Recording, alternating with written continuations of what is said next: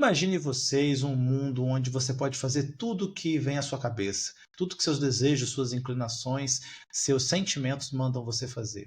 Seria esse o mundo da verdadeira liberdade? Ou esse é a receita para o caos total? Esse dilema é o ponto de partida dos pensadores que ficaram conhecidos como os contratualistas. Thomas Hobbes, John Locke e Jean-Jacques Rousseau são alguns dos pensadores que pensaram por que existe sociedade e qual é o papel da liberdade humana nesse contexto. E aí a grande pergunta que fica é a seguinte: será que nós devemos abrir mão de parte dessa nossa liberdade para nos organizar ou não? Nesse vídeo a gente vai entender como cada um desses pensadores entendeu o contrato social e qual é o papel da liberdade nessa relação entre indivíduo e sociedade.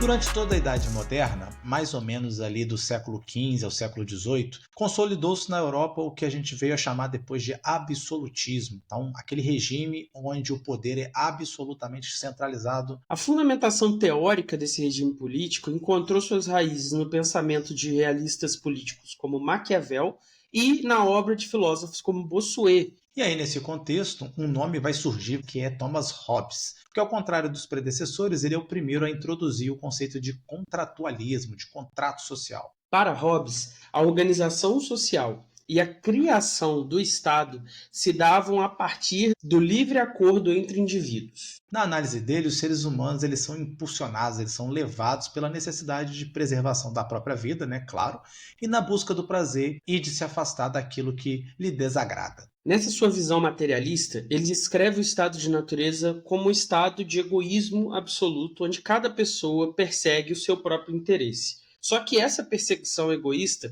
acaba levando a um estado de competição e violência absoluta que ficou conhecido como um estado de guerra de todos contra todos. Nesse estado de violência, né, de constante violência de todos contra todos, nós temos o ser humano com um tipo de existência, com uma caracterização de uma existência solitária, pobre, sórdida, embrutecida, né, nas palavras do próprio Hobbes.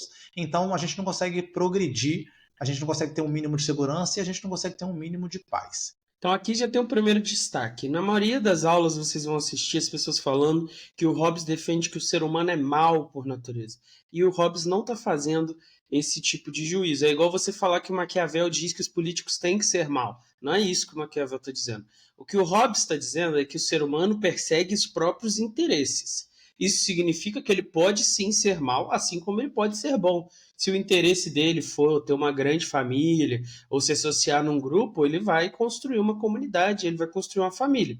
Agora, se o interesse dele for roubar o pedaço de carne que está na mão da outra pessoa, ele vai sim dar uma paulada na cabeça da outra pessoa e tomar esse pedaço de carne. O elemento central aqui é a satisfação das próprias vontades a qualquer custo, sem nenhum tipo de dever, sem nenhum tipo de limite. É a liberdade absoluta. E aí, diante disso, né, a gente só tem uma alternativa ao caos, que é o quê? Chegar a acordos, acordos básicos de convivência, acordos mínimos de sobrevivência. Então, de alguma maneira, os indivíduos vão renunciar a parte dessa liberdade absoluta ao assinarem um contrato, no qual o conteúdo do contrato vai dizer o que eles podem ou não podem fazer. Isso decidido coletivamente. Então, ao assinar um contrato que eu estou dizendo que eu não farei certas coisas, eu estou sim abrindo mão de parte dessa minha liberdade absoluta. E em contrapartida, eu estou ganhando, né, um certo nível de segurança para ter uma vida em paz, uma vida que eu possa progredir, que eu possa crescer. Nesses contratos aí, eles renunciariam os seus direitos absolutos a um poder superior. Um poder esse que teria o direito ao uso da força para garantir a paz e o cumprimento desses acordos. Já que, nas palavras do Hobbes, pactos sem espadas são apenas palavras, ou seja, para você fazer valer a sua vontade, você tem que ter um porrete bem grande para garantir que a outra pessoa não vai discordar do que vocês combinaram. Todas as regras têm que ter uma punição correlata a essa regra para fazer com que essa regra seja cumprida. Então o governo tem que ser forte. E aí não é à toa que a imagem que ele recorre para ilustrar a ideia do soberano é a do Leviatã, que é um monstro bíblico gigantesco e poderosíssimo que consegue ser maior do que qualquer criatura adiante dele. E o que isso caracteriza então? Isso caracteriza essa passagem do estado de natureza para o estado civil ou para o estado de sociedade. Então isso vai estar presente em todos os contratualistas. Você só vai ser diferente o caminho e o conteúdo do estado de natureza, do estado do contrato social e do estado civil. Essa transição só é possível pelo uso da força pelo Estado. Por isso, Hobbes também vai defender um desarmamento da população. Somente com uma população desarmada é possível garantir que o uso da violência seja exclusivo do Estado. E assim você garante a obrigação no cumprimento das leis e garante que não vai haver episódios de violência contra o Estado ou contra os outros indivíduos a partir de indivíduos particulares. E aí, por isso, né, assim, o contrato social ele estabelece um tipo de pacto de convivência, né, entre os indivíduos que vão ter essa segurança e para ter essa segurança eles vão aceitar a autoridade, né, do soberano ali, a autoridade quase que ilimitada do soberano e por isso absolutismo, né, sendo um único critério. Qual o critério? A minha vida vai estar garantida, então a proteção da minha vida é o limite a esse poder absoluto do soberano. Apesar dessa influência, o Hobbes é bem diferente dos pensadores que vieram antes, já que ele não defendia que a vida em sociedade era um dado natural, mas uma construção artificial que era feita a partir do desejo natural de satisfação das próprias vontades e do uso da razão diante da guerra produzida por esses desejos. Como as coisas são construídas a partir desse instinto de sobrevivência, o que a gente tem aqui é um afastamento do justnaturalismo e uma proposição de um direito positivo, onde esses direitos são construídos a partir desse acordo. Então, essa ideia hobbesiana de um Estado forte, no qual os indivíduos voluntariamente abrem mão de sua liberdade para garantir de sua sobrevivência e garantir uma paz coletiva, né, a construção de uma sociedade mais sadia, ela vai antecipar vários elementos ali modernos, né, que vão aparecer no debate dos autores posteriores. Então, o que tem que ficar claro aqui, o que vocês devem citar é o seguinte: cada indivíduo, né, decide, por sua própria consciência, sua própria razão, abrir mão dessa liberdade absoluta em prol de construir essa sociedade, esse Estado absolutista, onde o soberano vai garantir que todo mundo vai ficar debaixo dessa lei e a vida de todos será preservada. E é isso que dá legitimidade ao poder do soberano. Ao enfatizar o papel da razão na compreensão da formação do Estado, o Hobbes abriu um novo leque de interpretação sobre a relação entre a sociedade, a política e o indivíduo. E é a partir desse novo leque que vão se posicionar Locke e Rousseau. Esse vídeo aqui só é possível por causa de você, Luan Molose, por causa de você, Lucas Soares, por causa de você, Isabela Barros, e todos os outros apoiadores do Não Precisa Copiar. Sem o apoio de vocês, a gente não ia conseguir aqui ficar o tempo todo fazendo vídeo, gravando e lançando vários vídeos para a molecada e para vocês também. Um salve também para Sabiá Registros de Marcas. Sem o apoio de vocês, esse projeto não continuaria da forma que ele continua, firme e forte. Feita essa explanação, então, sobre o Hobbes, né, o primeiro contratualista, vamos avançar para o segundo, John Locke. Então, John Locke foi um filósofo inglês que estava afiliado a uma corrente chamada de empirismo. O que essa corrente do empirismo defende? Que não existem ideias inatas. Apesar do Locke não estar no conteúdo programático velho, ele é tão importante para a política da época, tendo envolvimento com a Revolução Gloriosa, mas também sendo um dos fundadores do liberalismo. Então ele é extremamente relevante e mesmo ele não constando lá, ele também é muito importante para você entender o contratualismo e é por isso que a gente está falando dele aqui. O pensamento dos dois é muito contrastado, mas em vários pontos eles se aproximam. Por exemplo, ambos vão valorizar o ato voluntário do indivíduo. Em ambos, nós vamos ter presentes essa noção de estado de natureza, contrato social e estado civil. Então, por isso que eles vão estar dentro desse guarda-chuva do contratualismo. No entanto, enquanto o Hobbes vai fundamentar uma forma de governo que a gente identifica como absolutismo, o Locke vai defender algo que a gente já identifica mais com a nossa democracia republicana que a gente tem hoje em dia e que tinha outras formas na época dele, mas é mais ou menos isso daí. E vai ter uma diferença importante também. O Pedro comentou que o Hobbes é positivista, né? O justo e o injusto só existem depois do contrato social, que os indivíduos decidem isso. O Locke vai ser um naturalista, então um filósofo que acredita que existe uma lei natural, que o ser humano, a razão humana, apenas revela essa lei natural. Sendo ela, né, 3 elementos fundamentais do liberalismo de John Locke: a liberdade, a igualdade e a propriedade. Nesse estado de natureza, é tudo marcado por uma igualdade radical entre todo mundo e o uso da razão. Todos têm acesso aos bens da natureza que são considerados como um bem público. Mas, por outro lado, cada indivíduo também é dono das suas ações e dos bens produzidos com as suas ações. Então isso gera uma certa dicotomia, porque os bens da natureza estão ali, mas você pode trabalhar neles. Dessa maneira, então, alguém que transforme um objeto natural para uso pessoal pode reivindicá-lo como sua propriedade. Então, a maçã, enquanto ela está no pé, na macieira, ela é um objeto da natureza. No momento em que eu peguei ela, cortei, descasquei, coloquei numa compota, aí ela se tornou um objeto meu, porque agora ela virou minha propriedade. Só que a propriedade privada ela só é válida no uso dessa propriedade.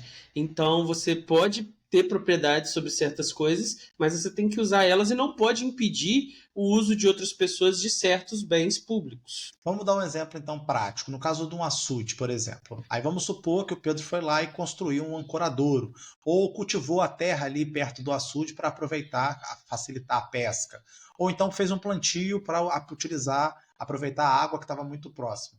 Nessa maneira, desse jeito, o Pedro pode considerar essa terra ali em volta do açude como sua propriedade, tendo em vista que ele tornou ela produtiva. Só que essa propriedade só é válida se eu deixar bens de igual qualidade e acesso aos outros. Ou seja, o uso privado só é justo enquanto ele não priva os outros do acesso ao bem comum. É isso, cara. Você está falando que o Locke é um comunista praticamente, é isso mesmo? MTST, está lá o prédio vazio, ninguém está usando e tem ali o bem comum da terra ali de baixo, o cara construiu, mas abandonou, azar. Mas a ideia aqui para ficar no açude você pode ter o ancorador, você pode limpar a terra ali, mas as pessoas ainda precisam beber água, as pessoas ainda precisam pescar, então elas têm que ter acesso ao açude e elas têm que ter acesso a esse bem comum.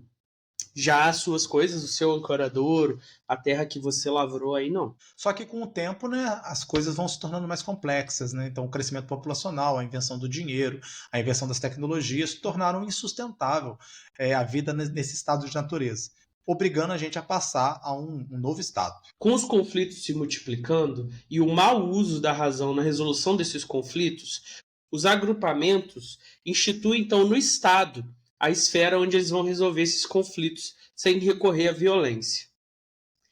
E aí, qual que é a grande diferença aqui? A função principal do Estado é garantir aqueles direitos naturais que o ser humano já tinha antes da formação do Estado. Por isso o justnaturalismo, né, Pedro? É só instituir em lei o que já a natureza já instituía por si mesma, né? Então, o Locke dá um exemplo da colheita. O Estado, qual é o papel do Estado na, digamos assim, administração de uma colheita? É garantir que cada indivíduo tenha acesso a esse fruto dessa colheita. Então, eu não posso permitir que alguns se apropriem demais desse bem, tendo em vista que outros ficariam com pouco. Então, o justnaturalismo é você garantir essa igualdade perante o acesso a esse bem. Então, o que a gente vê aqui é que no contrato social do Locke, o poder soberano ele depende do consentimento dos governados, ou seja, ele só existe e só tem legitimidade enquanto ele protege os direitos dos governados. E se por acaso ele desviar desse caminho, ele pode ser destituído, deve ser destituído. Então, o poder soberano, na verdade, é o povo. O governante ele só está ali cumprindo uma função de resguardar esses direitos. E isso é diferente do Hobbes, já que lá no Hobbes o poder soberano é absoluto. Então, em Locke, o estado de natureza ele pode acontecer de duas formas, né? Nesse início, antes da organização da sociedade complexa, antes da organização do contrato, mas também se esse governante para de representar esse interesse geral.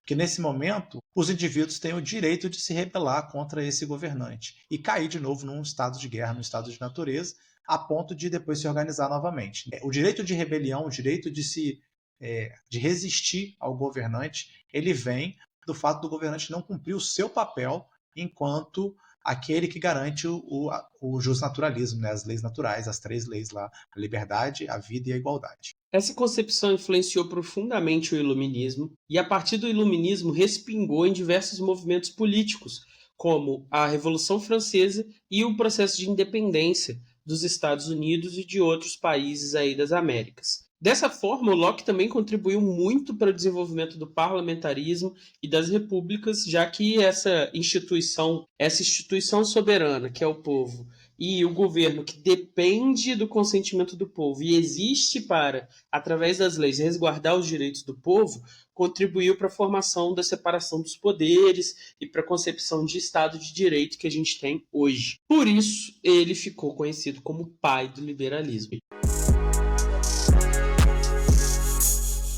Já chegou até aqui, então não vai dar mole aí, não responder as questões que a gente vai colocar aqui. Você coloca na descrição, né, Pedro? Isso. Se você chegou até aqui, não vai dar mole e deixar de responder as questões que estão aí na descrição. O objetivo aqui, lembre-se, não é você absorver o conteúdo, chegar lá e marcar múltipla escolha. Você tem que escrever sobre isso. Então vamos treinar aqui nos comentários e depois cola com a gente na live. O século XVIII foi marcado por profundas transformações políticas e intelectuais. Especialmente na França, ocorreu o declínio do absolutismo e a instauração de uma república. No campo intelectual, esse movimento ficou conhecido como o século das luzes, principalmente na França, né, Pedro? Ou também chamado de o iluminismo. Então, esse movimento, o que ele acredita? Que a razão ela chegou para organizar todas as esferas, a ética, a política, a estética, a ciência, e fazendo isso ela vai conseguir expurgar da humanidade as superstições, o que foi chamado de a treva da ignorância. Os iluministas valorizavam a natureza como uma fonte de virtude para a humanidade. E o Rousseau vai radicalizar essa ideia, contrapondo natureza e civilização. O Rousseau, ao contrário do Hobbes e do Locke, que descreviam o estado de natureza como se fosse um estado hipotético, para o Rousseau ele queria justamente resgatar esse estado para pensar como seriam os seres humanos antes do advento da sociedade e de tudo que ela traz consigo para o ser humano, toda a sua influência. Enquanto Hobbes via na ausência de sociedade um lugar de violência em potencial, Hobbes olhava para as sociedades ao redor dele e percebia que o estado de violência era dentro das sociedades. Era ali que estava essa violência em potencial. Por outro lado, Rousseau acreditava que esse estado de natureza ele era marcado por outras características de compaixão, de bondade, de coletivismo. Então, muito diferente da perspectiva de Hobbes. O ser humano, ao seguir seus instintos, ao seguir sua natureza, ele, na verdade, ele é piedoso e cooperativo. A compaixão para o Rousseau é uma virtude fundamental do ser humano. Ele dizia que basta você notar como que a violência contra pessoas ou contra animais gera automaticamente na natureza humana um mal-estar, um incômodo.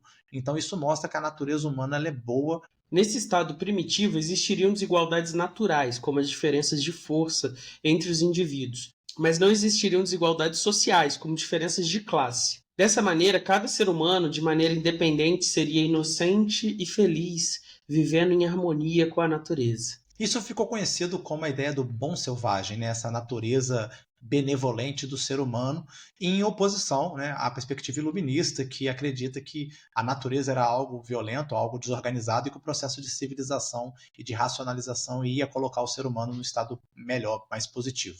Eu sempre gosto de dar o exemplo em sala das tribos indígenas. Então, nas tribos, pouco importa qual tribo, a ideia de coletividade está muito presente. Então, se tem comida para todos. Se não tem, se está num momento de escassez, tem escassez para todos. Mas você não tem desigualdades sociais como na sociedade complexa, né? Onde alguns têm comida e outros não têm. Então, é basicamente essa a ideia do bom selvagem. Rousseau via na sociedade, na civilização, o completo oposto dessa visão que o Rodrigo destacou no seu exemplo. É na sociedade civilizada que vai surgir a desigualdade, a violência, a opressão e uma série de outros problemas. E toda essa degeneração parte da propriedade privada. É a partir do momento que alguém risca uma linha no chão imaginário e fala isso aqui é meu, que você tem uma quebra disso que o Rodrigo colocou aí, dessa coletividade natural, onde você agora tem uma manga ali, eu tô com fome, mas essa manga tá no terreno do Rodrigo, eu não posso ir lá pegar, porque aquele terreno pertence ao Rodrigo. Mesmo que o Rodrigo em si esteja de rabo cheio de manga, já que ele chupou um monte, e ele não tem o que fazer com as mangas estejam apodrecendo, eu não posso ir lá pegar sem autorização do Rodrigo. Isso é justamente o afastamento do ser humano desse princípio natural dele. E apesar dele lamentar, né, essa passagem desse estado de natureza que era bom e benevolente para um estado de egoísmo e de cultura do individualismo, ele reconhecia que é impossível você retornar a esse estado de natureza.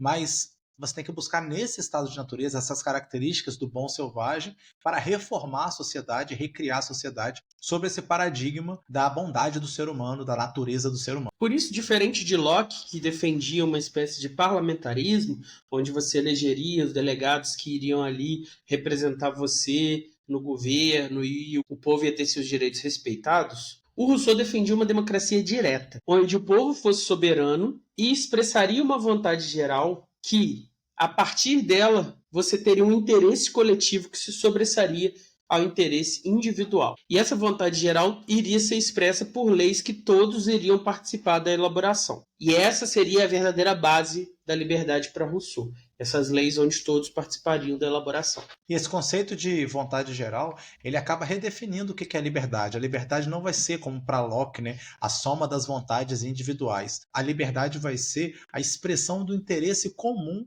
da comunidade. E esse interesse comum ele não pode ser coletado com algumas pessoas dirigindo a política e representando na política.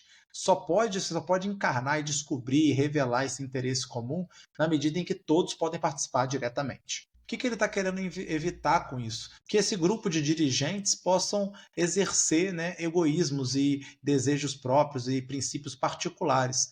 Então, a representação do bem comum e da justiça só será possível nesse novo modelo de democracia direta, onde eu verdadeiramente decidi seguir aquelas leis e construir aquelas leis, e não apenas um representante meu que teve essa tomada de decisão. Dessa maneira, Rousseau acreditava que a verdadeira liberdade era se submeter à vontade geral, mesmo que isso signifique restringir algumas das suas liberdades individuais. Só que a maioria das pessoas, ele acreditava, não estavam preparados para ser verdadeiramente livres e viver num regime verdadeiramente democrático. Dessa maneira, elas poderiam ser obrigadas a ser livres nesse conceito de se submeter à vontade geral. Então, elas teriam que ser convencidas a aceitar as deliberações da coletividade. Tá tudo bom, tá tudo bonito, mas será que isso seria possível em umas comunidades gigantescas como o Brasil, nações continentais? Rousseau estava ligado nesse problema e já ressaltava, né, que só em comunidades pequenas como Genebra, por exemplo, seria possível tal coisa. E para perseguir isso, você precisava de um processo educacional que construísse, né, que resgatasse essa natureza bondosa, esse bom selvagem de dentro do ser humano e colocasse ele nessa sociedade moderna complexa para poder, de alguma maneira, construir essa sociedade mais humana. O Rousseau expressa suas ideias sobre educação num livro chamado Emílio. Esse livro relata a educação de um jovem chamado Emílio. Emílio é educado de maneira a valorizar as suas experiências diretas e desenvolver seus próprios valores que são diferentes daqueles valores corrompidos da sociedade. Ao invés de impor conhecimentos ou valores ao seu aluno, o preceptor de Emílio tinha como trabalho principal incentivar a sua curiosidade e a sua reflexão, de maneira que ele pensasse por conta própria sobre esses conhecimentos e sobre esses valores. Essa formação ela não seria apenas de aspectos práticos, para profissões ligadas a esse mundo do trabalho, não. Ela teria elementos também morais. Então o Emílio ele vai aprender a usar a sua razão e a desenvolver habilidades. Podem ser habilidades manuais e práticas, mas também habilidades sociais e habilidades éticas e morais, né? Estabelecendo assim uma conexão para Rousseau direta com a natureza humana, com o mundo natural, sem tantas mediações com esse universo das convenções sociais. E aí o objetivo que está aí no livro do Emílio, qual que é? De você produzir, né, construir um indivíduo sensível, independente, desenvolver o seu próprio senso de liberdade e, né, conectado ao senso de moralidade, sem com isso ser corrompido aí, né, pelo desejo, pelo status, pela riqueza, por tudo isso, todos esses elementos culturais que, na visão de Rousseau, deformam o ser humano e afastam ele do que seria a natureza, do que seria o bom selvagem. A ideia é que a educação forme uma base sólida para os valores do indivíduo e da sociedade, de maneira que ele possa, durante todo o processo democrático de participação ativa, confiar na sua consciência e nos seus valores como norte dessa ação política, e não simplesmente confiar em intromissões externas.